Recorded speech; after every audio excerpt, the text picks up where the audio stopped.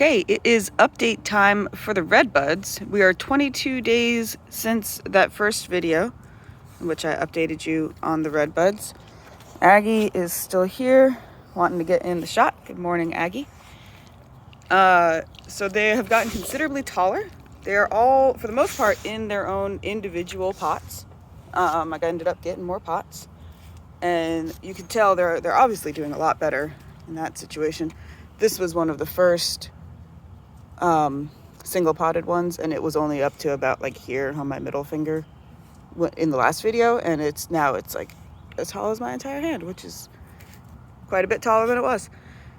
We've also got some birches that are coming along nicely.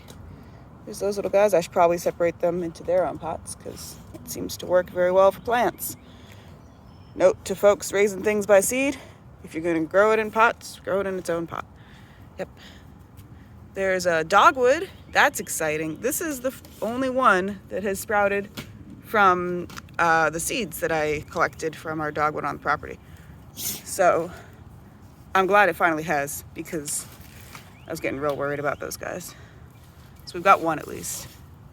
So there's the Redbuds. I've also got two that I've pulled aside that I'll have in another video later about container gardening. Yeah.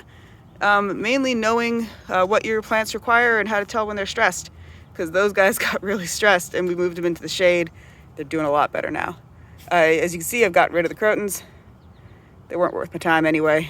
Crotons are poisonous to dogs and cats and people to a degree, so crotons. But Redbuds are fantastic to everybody, and they're growing great. We'll see you guys in another couple of days with another update.